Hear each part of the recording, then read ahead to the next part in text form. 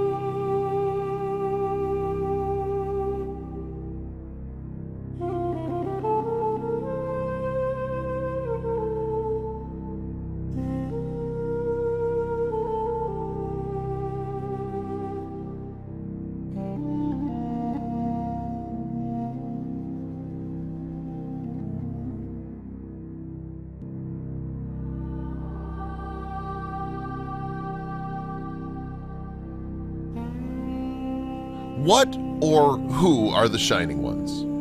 It's possibly the biggest question to come out of Mesopotamia. It's such a unique, specific terminology to describe a group of beings, entities, or deities.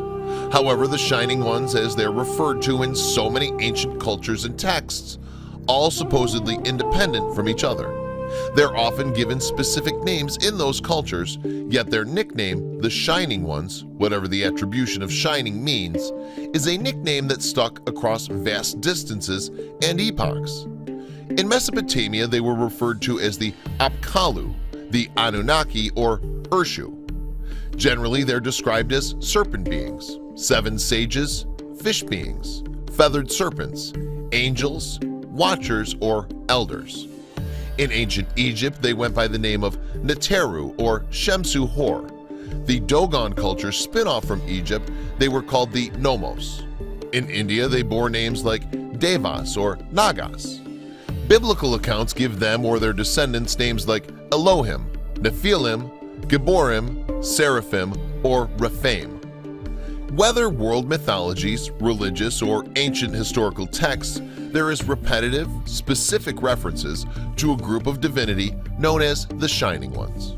They're often presented as gifted individuals, preservers of ancient knowledge. They're often described as amazing deities who created mankind and walked among humans as beings of flesh and blood.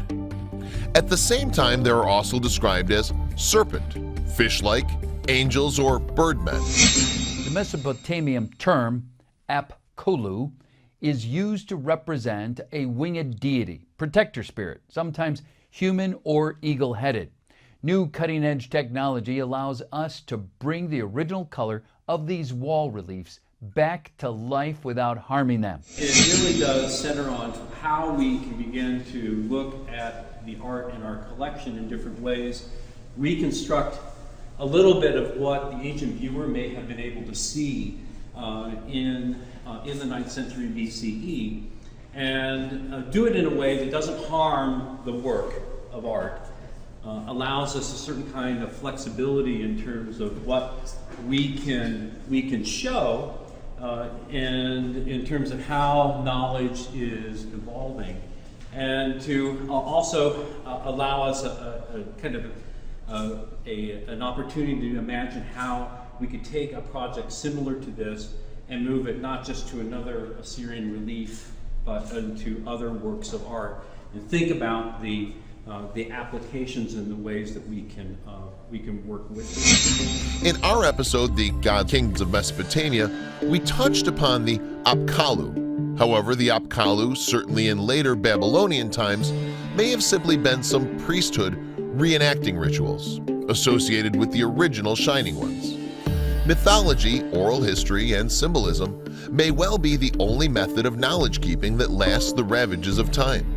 Texts degrade. Maybe they last millennia, but eventually all disintegrate. Mythology and symbolism is not a perfect record-keeping mechanism. It morphs over long epochs, yet it does also preserve a core remnant of the original thought process.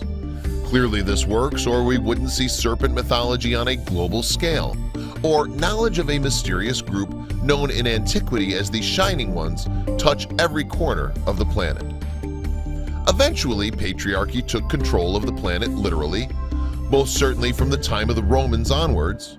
Knowledge of the Shining Ones and their wisdom was effectively ethnically cleansed. The church tried to erase everything they could from history, at least from public view. The Book of Enoch contains valuable information on the Shining Ones, the major reason why it was excluded from the Bible. It's a fact that the church denied the world any knowledge of the work's true content for over 1,000 years. As we've already seen, the majority of biblical source material comes from Mesopotamia, the Gilgamesh flood epic, Abraham's ziggurat of Ur, Armenia, the land of Noah, the Garden of Eden, serpents, forbidden knowledge, to name a popular few. When the last great Mesopotamia culture died out with Alexander the Great conquering Persia, so did a lineage of knowledge. Enter the Greco-Roman period civilization, and that's when the ethnic cleansing of the Shining Ones begins. Almost impossible to state the origins of the Shining Ones. However, one distinguished author has given us tremendous insight: the mysterious origins of Göbekli Tepe may have been an outpost where the Shining Ones practiced their rituals, only 15 miles from Iraq, birthplace of agriculture, religion, and astronomy, as the following news clip explains. Very mysterious, very ancient site of Göbekli Tepe. And this site is, in my opinion, the most important archaeological site in the world. It rewrites human history, and it's been a fantastic experience for us to be there. So although the work has been hard, it has been very positive. Well, see, what I have been known about as an author, I've been writing books for 30 years, and my subject has been, is it possible that we do not have the full story of human history? Could there be something missing from the story about our past that archaeologists tell us? In short, I have been suggesting the possibility of a lost civilization of prehistoric antiquity. Now, archaeologists say that civilization is 5,000 or 6,000 years old, and that before that, our ancestors were in the Neolithic, they were simple workers of stone, and before that they were hunter-gatherers.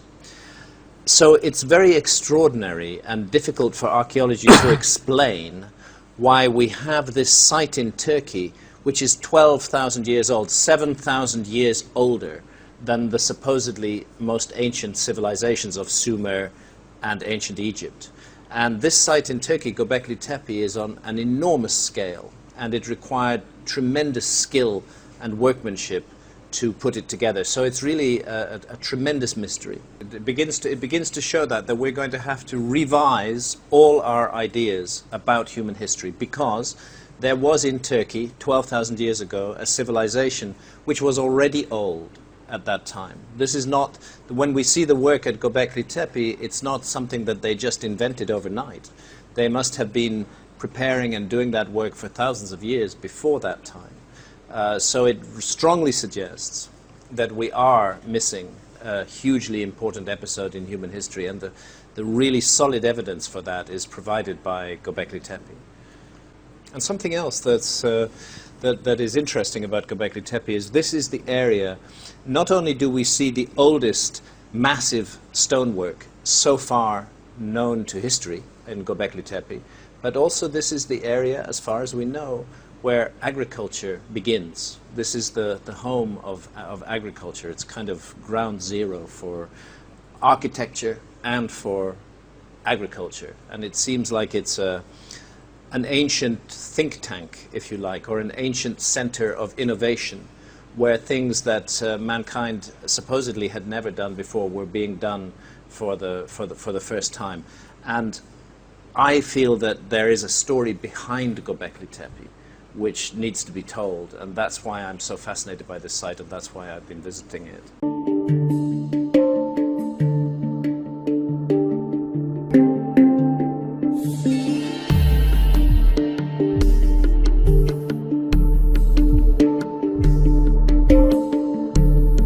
If you haven't taken a moment to check out the Patreon page, please take just a few minutes. We really do need your help to keep this documentary series going. We are a viewer-supported production. You can get involved in so many different ways. There's extra bonus material available to Patreons, and we have paid placement advert at our top slot. If you're just enjoying the show and can't afford a Patreon donation, please like, share, and subscribe. It helps us all out to deliver high-quality documentary series free from mainstream influence. And may I say, thank you.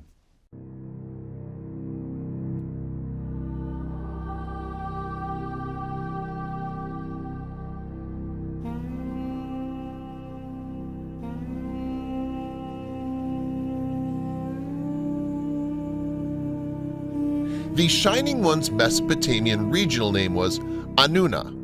Today they are more popularly known as the Anunnaki, although there are many other variations.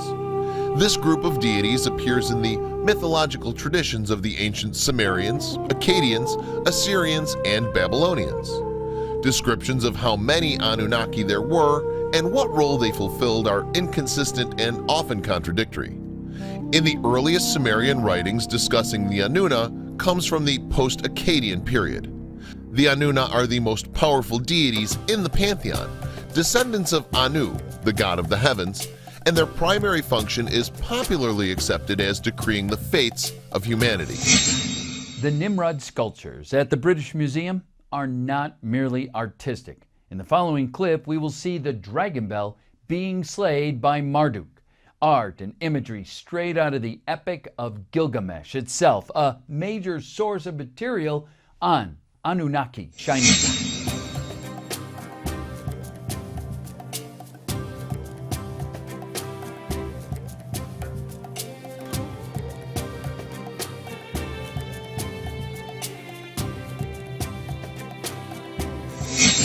Anu in Akkadian, or An in Sumerian, literally mean sky, heaven. It's the divine personification of the sky, supreme god, and ancestor of all the deities in ancient Mesopotamian religion. Anu was believed to be the supreme source of all authority for the other gods and for all mortal rulers, and he's described in one text as the one who contains the entire universe. He is identified with the North Ecliptic Pole centered in Draco, and along with his sons Enlil and Enki, constitutes the highest divine triad, personifying the three bands of constellations of the vault of the sky.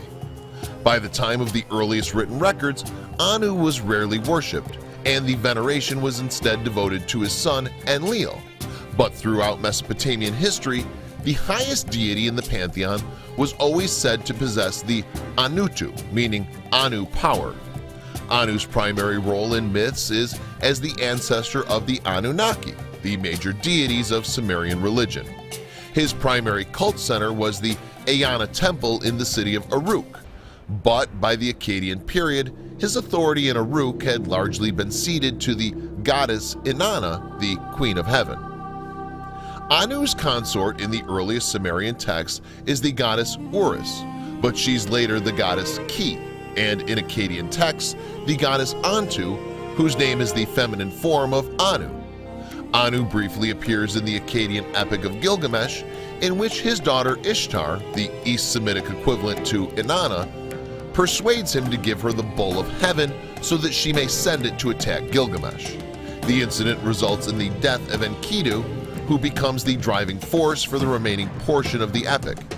In another legend, Anu summons the mortal hero Adapa before him for breaking the wing of the south wind. Anu orders Adapa to be given the food of water and immortality, which Adapa refuses, having been warned beforehand by Enki that Anu would offer him the food and water of death. The Ep, Kalu, and Oanese sages are prominent in the Mesopotamian cultures, so much so the fish god is encoded on this enormous ritual basalt basin.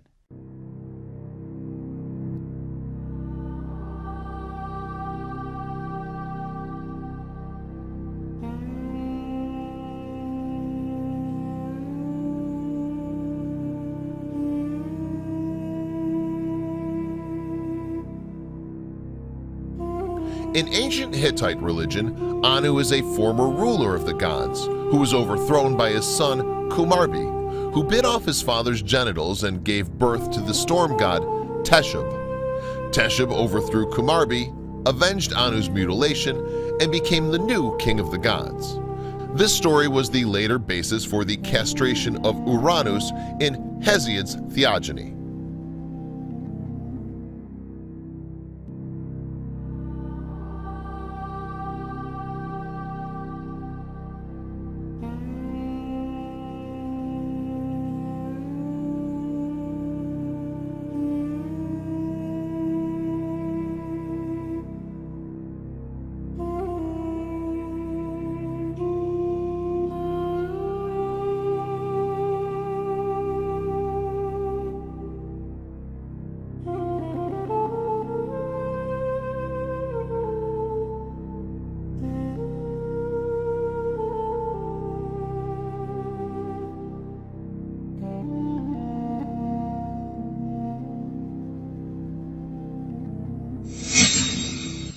Inanna was the Anunnaki Sumerian goddess of love, fertility, war, justice, and power. She was even called the Queen of Heaven and was worshipped in the Inanni Temple of Uruk, a cult center for the Shining Ones.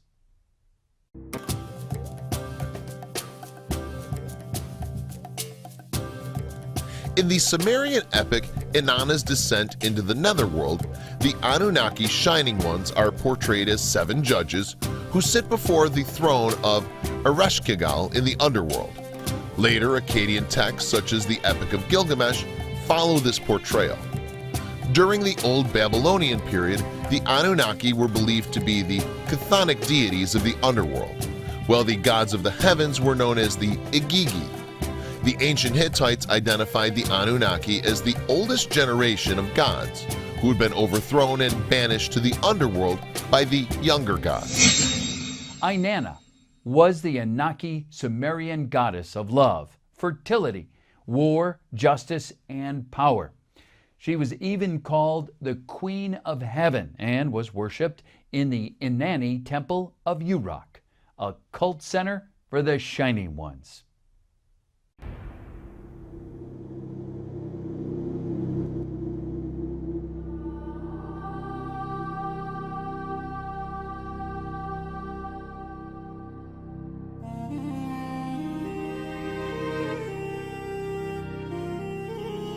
The name Anunnaki is derived from An, the Sumerian god of the sky.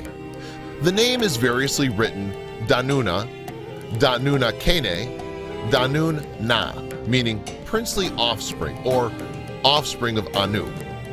The Anunnaki were believed to be the offspring of An and his consort, the earth goddess Ki. Assyriologist Samuel Noah Kramer identifies Ki with the Sumerian mother goddess Ninhursag, stating that they were originally the same figure. The oldest of the Anunnaki was Enlil, the god of air and chief god of the Sumerian pantheon. The Sumerians believed that until Enlil was born, heaven and earth were inseparable. Then Enlil cleaved heaven and earth in two and carried away the earth, while his father Anu carried away the sky. The Anunnaki are chiefly mentioned in literary texts, and very little evidence to support the existence of any cult of them has yet been unearthed. This is likely because each member of the Anunnaki had his or her individual cult separate from the others. Similarly, no representations of the Anunnaki as a group have yet been discovered, although a few depictions of its individual members have been identified. Deities in Mesopotamia were almost exclusively anthropomorphic. They were thought to possess extraordinary powers and were often envisioned as being of tremendous physical size. The deities typically wore melum, an ambiguous substance which covered them in terrifying splendor. Melum could also be worn by heroes, kings, giants, and even demons. The effect that seeing a deity's melum has on a human is described as ni, a word for the physical tingling of the flesh. Deities were almost always depicted wearing horned caps consisting of up to 7 superimposed pairs of ox horns. They were also sometimes depicted wearing clothes with elaborate decorative gold and silver ornaments sewn into them. The ancient Mesopotamians believed that their deities lived in heaven, but that a god's statue was a physical embodiment of the god himself. As such, cult statues were given constant care and attention, and a set of priests were assigned to tend to them. These priests would clothe the statues and place feasts before them so they could eat. A deity's temple was believed to be that deity's literal place of residence. The gods had boats, full-size barges, which were normally stored inside their temple and were used to transport their cult statues along waterways during various religious festivals. The gods also had chariots, which were used for transporting their cult statues by land. Sometimes a deity's statue would be transported to the location of a battle so that the deity could watch the battle unfold. The major deities of Mesopotamian pantheon, which include the Anunnaki, were believed to participate in the assembly of the gods, through which gods made all their decisions. This assembly was a divine counterpart to the semi-democratic legislative system that existed during the Third Dynasty of Ur, circa 2112 BC to 2004 BC. The earliest known usages of the term Anunnaki come from the inscriptions written during the reign of Gudea, 2144 to 2124 BC, and the Third Dynasty of Ur. In the earliest texts, the term is applied to the most powerful and important deities in the Sumerian pantheon, the descendants of the sky god An. This group of deities probably includes the 7 gods who decree: An, Enlil, Enki, Ninhursag, Nana, Utu, and Inanna.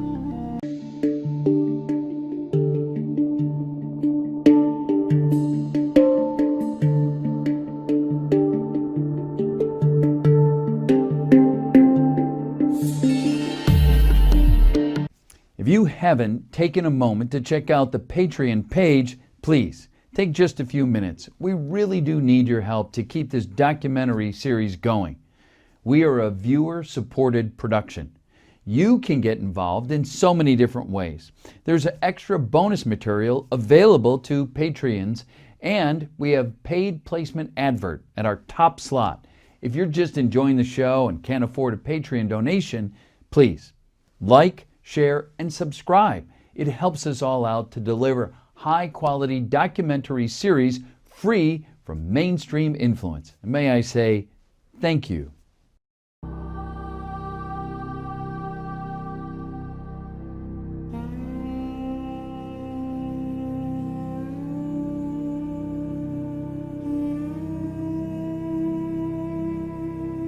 Although certain deities are described as members of the Anunnaki, no complete list of the names of all the Anunnaki has survived, and they're usually only referred to as a cohesive group in literary text.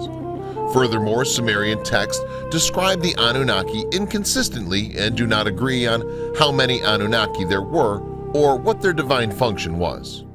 Originally, the Anunnaki appear to have been heavenly deities with immense powers. In the poem Enki and the World Order, the Anunnaki do homage to Enki, sing hymns of praise in his honor, and take up their dwellings among the people of Sumer. The same composition repeatedly states that the Anunnaki decree the fates of mankind.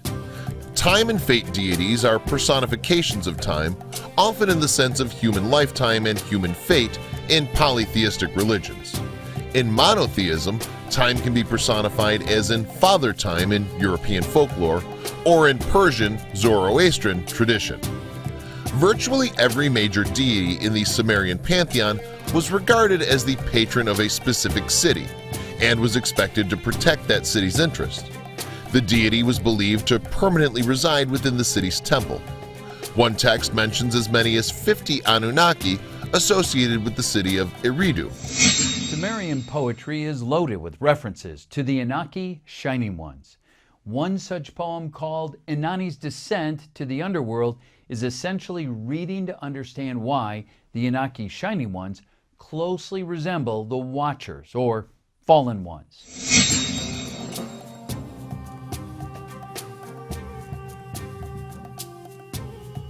In Inanna's Descent into the Netherworld, there are only 7 Anunnaki who reside within the underworld and serve as judges. Inanna stands trial before them for her attempt to take over the underworld. They deem her guilty of hubris and condemn her to death. Major deities in Sumerian mythology were associated with specific celestial bodies. Inanna was believed to be the planet Venus. Utu was believed to be the sun. Nana was the moon. An was identified with all the stars in the equatorial sky, Enlil with those of the northern sky, and Enki with those in the southern sky.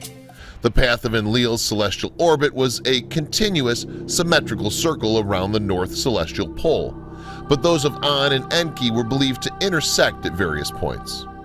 Akkadian texts of the 2nd millennium BC follow similar portrayals of the Anunnaki from Inanna's descent into the netherworld, depicting them as chthonic underworld deities. In an abbreviated Akkadian version of Inanna's Descent, written in the early 2nd millennium, Ereshkigal, the queen of the underworld, comments that she drinks water with the Anunnaki. Later in the same poem, Ereshkigal offers her servant Namtar to fetch the Anunnaki from Algalgina, to decorate the threshold steps with coral, and to seat them on golden thrones. In Mesopotamian mythology, Ereshkigal literally means Queen of the Great Earth, was the goddess of Kur, the land of the dead or underworld in Sumerian mythology. In later East Semitic myths, she was said to rule Irkalla alongside her husband Nergal.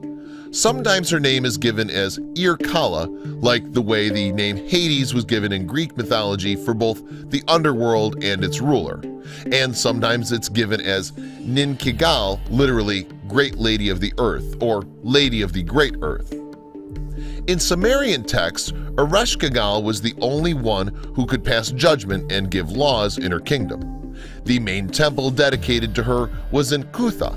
In the ancient Sumerian poem Inanna's Descent to the Underworld, Ereshkigal is described as Inanna's older sister. The two main myths involving Ereshkigal are the story of Inanna's descent into the underworld and the story of Ereshkigal's marriage to the god Nergal. Another amazing work of poetry regarding the Shining Ones is concerning Nergal. Nergal accompanies the king into a battle, delivering death to the enemy. Death, brought on by Nergal, also had a supernatural dimension, disease, often being attributed to demonic activity in Mesopotamia.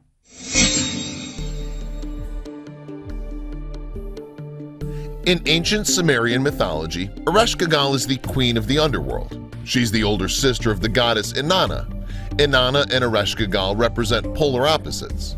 Inanna is the queen of heaven, but Ereshkigal is the queen of Irkalla. Ereshkigal plays a very prominent and significant role in two myths, most notably Inanna's descent into the underworld. In the poem, the goddess Inanna descends into the underworld, apparently seeking to extend her powers there. Ereshkigal is Inanna's older sister. When Neti, the gatekeeper of the underworld, informs Ereshkigal that Inanna is at the gates of the underworld, demanding to be let in, Ereshkigal responds by ordering Neti to bolt the 7 gates of the underworld and to open each gate separately, but only after Inanna has removed one article of clothing. Inanna proceeds through each gate, removing one article of clothing at each gate. Finally, once she's gone through all 7 gates, she finds herself naked and powerless, standing before the throne of Ereshkigal. These 7 judges of the underworld judge Inanna and declare her to be guilty. Inanna is struck dead, and her dead corpse is hung on a hook in the underworld for everyone to see. Inanna's minister, Ninshubur, however, pleads with Enki, and Enki agrees to rescue Inanna from the underworld. Enki sends 2 sexless beings down to the underworld to revive Inanna with the blood and water of life. These sexless beings escort Inanna up from the underworld, but a horde of angry demons follow Inanna back up from the underworld, demanding to take someone else down to the underworld as Inanna's replacement. When Inanna discovers that her husband, Dumuzid, has not mourned her death, she becomes ireful towards him and orders the demons to take Dumuzid as her replacement. The other myth is the story of Nergal, the plague god. Once the gods held a banquet that Ereshkigal, as queen of the underworld, could not come up to attend. They invited her to send a messenger, and she sent her vizier, Namtar, in her place. He was treated well by all, but for the exception of being disrespected by Nergal. Because of this, Nergal was banished to the kingdom controlled by the goddess. Versions vary at this point, but all of them result in him becoming her husband. In later tradition, Nergal is said to have been the victor, taking her as wife and ruling the land himself. It's theorized that the story of Inanna's descent is told to illustrate the possibility of an escape from the underworld, where the Nergal myth is intended to reconcile the existence of 2 rulers of the underworld, a goddess and a god. The addition of Nergal represents the harmonizing tendency to unite Ereshkigal as the queen of the underworld with the god who, as god of war and pestilence, brings death to the living, and thus becomes the one who presides over the dead. In some versions of the myths, Ereshkigal rules the underworld by herself, but in other versions of the myth, Ereshkigal rules alongside a husband subordinate to her named Gugalana. Let's take a look right now and reflect upon the work of Samuel Noah Kramer, a Sumerian academic whose work on the Anunnaki research is astounding. His own self-proclaimed obsession was fueled by the intrigue into the Shining Ones, who they were, and a journey down the rabbit hole of truth. In his book, Sumerian Mythology, a study of spiritual and literacy achievement in the 3rd millennium BC, the renowned scholar of ancient Sumer, Samuel Noah Kramer, writes that according to the introductory passage of the ancient Sumerian epic poem, Gilgamesh, Enkidu, and the Underworld, Ereshkigal was forcibly abducted, taken down to the underworld by Kur, and was forced to become queen of the underworld against her will. To avenge the abduction of Ereshkigal, Enki, the god of water, set out in a boat to slay the Kur. The Kur defends itself by pelting Enki with rocks of many sizes, and by sending the waves beneath Enki's boat to attack Enki. The poem never actually explains who the ultimate victor of the battle is, but it's implied that Enki wins. Samuel Noah Kramer relates this myth to the ancient Greek myth of the rape of Persephone, asserting that the Greek story is probably derived from the ancient Sumerian story. In Hittite mythology, the sun goddess of the earth rules as an underworld deity. Though the deity is of likely Proto-Indo-European origin, this is an aspect thought to have been influenced by Ereshkigal. Here you can see depicted an early 19th century drawing of the statuette of Hecate, with whom Ereshkigal was syncretized. In later times, the Greeks and Romans appear to have syncretized Ereshkigal with their own goddess Hecate. In the heading of a spell in the Michigan Magical Papyrus, which has been dated to the late 3rd or early 4th century AD, Hecate is referred to as Hecate Ereshkigal and is invoked using magical words and gestures to alleviate the caster's fear of punishment in the afterlife. During the Old Babylonian period, circa 1830 BC to 1531 BC, a new set of deities known as the Igigi are introduced. The relationship between Anunnaki and the Igigi is unclear. On some occasions, the categories appear to be used synonymously, but in other writings, such as the Poem of Era, there's a clear distinction between the two. In the late Akkadian Atrahasis epic, the Igigi are the 6th generation of the gods who are forced to perform labor for the Anunnaki. After 40 days, the Igigi rebel, and the god Enki, one of the Anunnaki, creates humans to replace them.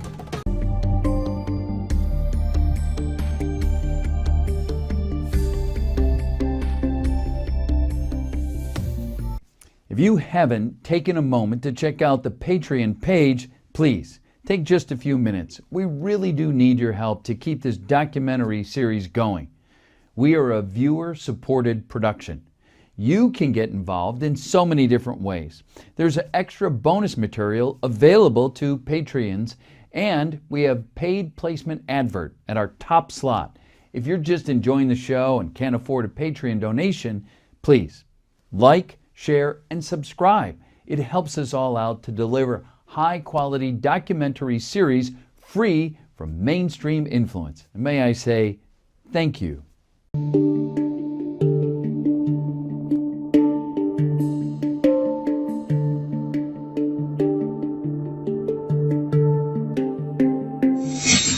The poem of Era and Ischium, a Babylonian poet's view of war, is perhaps the most important, or more important, than the Epic of Gilgamesh.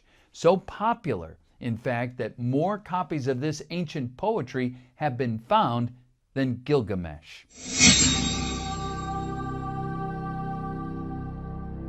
Era, sometimes called Era, is an Akkadian plague god known for an epos of 8th century BCE. Era is the god of mayhem and pestilence who's responsible for periods of political confusion. In that epic that's given the modern title Era, the writer Kabti Ilani Marduk, a descendant, he says of Dabibi, presents himself in a colophon, following the text as simply the transcriber of a visionary dream in which Era himself revealed the text. The poem opens with an invocation. The god Era is sleeping fitfully with his consort, identified with Mamidum and not with the other goddess, Mami, but is roused by his advisor Ischium and the 7 Sibiti or Sibeti, who are sons of heaven and earth. Champions without peer is the repeated formula, and each are assigned a destructive destiny by Anu. The Sibiti call on Era to lead the destruction of mankind. Ischium tries to mollify Era's weakened violence to no avail. Foreign people invade Babylonia but are struck down by plague. Even Marduk, the patron of Babylon, relinquishes his throne to Era for a time. Tablets 2 and 3 are occupied with a debate between Era and Ischium. Era goes to battle in Babylon, Sippar, Uruk, Dur-Kurigalzu, and Der. The world is turned upside down. Righteous and unrighteous are killed alike. Era orders Ischium to complete the work by defeating Babylon's enemies. Then the god withdraws to his own seat in Emislam with the terrifying 7, and mankind is saved. A proprietary prayer ends the work. The poem must have been central to Babylonian culture. At least 36 copies have been recovered from 5 first millennium sites: Assur, Babylon, Nineveh, Sultan Tepe, and Ur, more even than have been recovered of the Epic of Gilgamesh. The text appears to some readers to be a mythologization of historic turmoil in Mesopotamia, though scholars disagree as to the historic events that inspired the poem. The poet explains, Tablet 4:3, "You changed out your divinity and made yourself like a man." The era text soon assumes magical functions. Parts of the text were inscribed on amulets employed for exorcism and as prophylactic against the plague. The 7 are known from a range of Akkadian incantation texts. Their demonic names vary, but their number 7 is invariable. The 5 tablets containing the era epos were first published in 1956 with an improved text based on additional finds appearing in 1969. Perhaps 70% of the poem has been recovered. The consonance of the purely mythic 7 led by Era echoes with the Egyptian 7 against Thebes, widely assumed by Hellenists to have had a historical basis.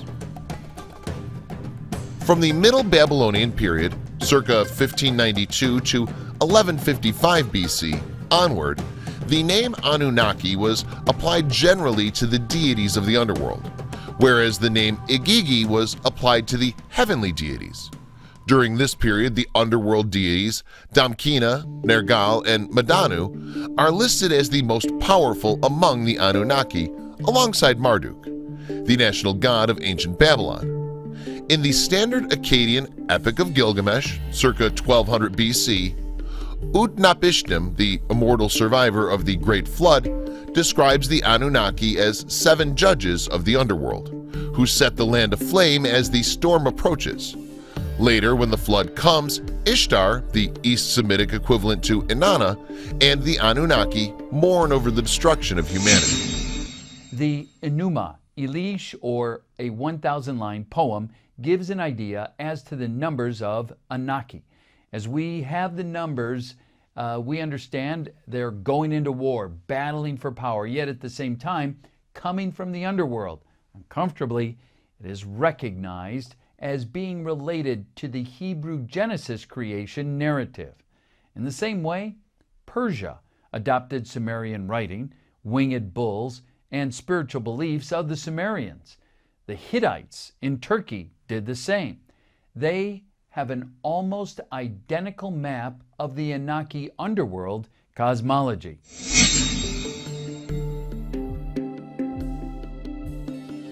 In the Babylonian Enuma Elish, Marduk assigns the Anunnaki their positions.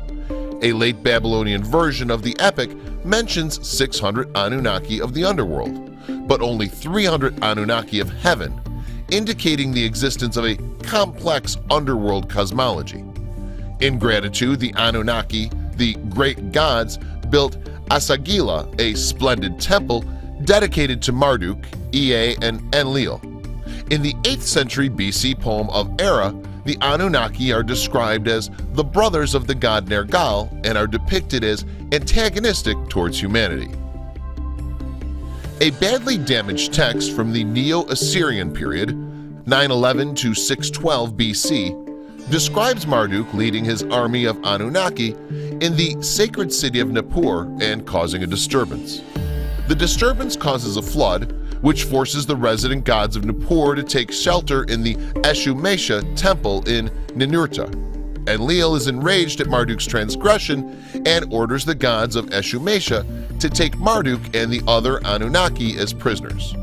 The Anunnaki are captured, but Marduk appoints his frontrunner, Mush-Tesh-Ir-Hablim, to lead a revolt against the gods of Eshu-Mesha and send his messenger, Neratagmil, to alert Nabu, the god of literacy. When the Eshu-Mesha gods hear Nabu speak, they come out of their temple to search for him. Marduk defeats the Eshu-Mesha gods and takes 360 of them as prisoners of war, including Enlil himself. Enlil protests that the Eshu-Mesha gods are innocent, so Marduk puts them on trial before the Anunnaki. The text ends with a warning from Damkiana, another name for Ninursag, to the gods and to humanity, pleading them not to repeat the war between the Anunnaki and the gods of Eshu-Mesha. When we look at the ancient Hittite examples, shown here in a relief carving from Yazilikaya, a sanctuary in Hattusa, they depicted 12 gods of the underworld, whom the Hittites identified as the Mesopotamian Anunnaki. In the mythologies of the Hurrians and the Hittites, which flourished in the mid to late 2nd millennium BC, the oldest generation of gods was believed to have been banished by the younger gods to the underworld, where they were ruled by the goddess Lelwani. Hittite scribes identified these deities with the Anunnaki. In ancient Hurrian, the Anunnaki are referred to as Karyul's Sayuns, which means former ancient gods, or Kateris Sayuns, which means gods of the earth. Hittite and Hurrian treaties were often sworn by the old gods to ensure that the oaths would be kept. In one myth, the gods are threatened by the stone giant Ilikumi, so Ea, the later name for Enki, commands the former gods to find the weapon that was used to separate the heavens from earth. They find it and use it to cut off Ilikumi's feet. Although the names of the Anunnaki in Hurrian and Hittite texts frequently vary, they are always 8 in number. In one Hittite ritual, the names of the old gods are listed as Aduntari the Diviner, Zulki the Dream Interpreter, Irpitia, Lord of the Earth, Nara, Namsara, Minki, Amunki, and Api. The old gods had no identifiable cult in the Hurrio-Hittite religion. Instead, the Hurrians and Hittites sought to communicate with the old gods through the ritual sacrifice of a piglet in a pit dug in the ground. The old gods were often invoked to perform ritual purifications. The Hittite account of the old gods' banishment to the underworld ultimately became the source for the Greek poet Hesiod's narrative of the overthrow of the Titans by the Olympians in his Theogony. The Greek sky god Uranos, whose name means heaven, is the father of the Titans and is derived from the Hittite version of Anu. In Hesiod's account, Uranos is castrated by his son Kronos, just as Anu was castrated by his son Kumarbi in the Hittite story. Over time, because of the scientific knowledge, technological and spiritual wisdom, and often alleged extrasensory abilities, they came to be thought of as gods, sons and daughters of the gods, by the less developed people who lived peacefully beside them. These shining ones were said repeatedly to have civilized humankind, perhaps following a global catastrophe. Most mainstream historians do not take seriously either the existence of this mysterious godlike culture or the global catastrophe, even though many individual researchers have concluded otherwise. These shining ones also embraced a rebel group known in legend as the Fallen Ones, fallen angels or watchers, who are recorded as having married and reproduced outside their own kind, their hybrid offspring being known as Nephilim and described as giants. The story goes that the catastrophe that nearly wiped out humanity as a great deluge due to the wrath of God, or rather the wrath of Elohim or Shining Ones, who somehow initiated it to destroy the rebels and their hybrid offspring. Although fleeting references to the Shining Ones can be found in the Old Testament, there's much more about them in the Book of Enoch, an ancient work that was omitted from the Bible. The Shining Ones were held in such awe by later generations that they were revered as deities and linked with the heavens. They appear independently in many mythologies of Europe, notably Irish, Finnish, Norse, and Greek. Over millennia, the Shining Ones, or at least knowledge of them, turned into brotherhoods or priesthoods, well versed in the propaganda skills needed to maintain both religious and political authority. Many of the world's unexplained mysteries in ancient cultures point to the Shining Ones, not just Mesopotamia, revolving around the core belief of their advanced scientific and metaphysical knowledge.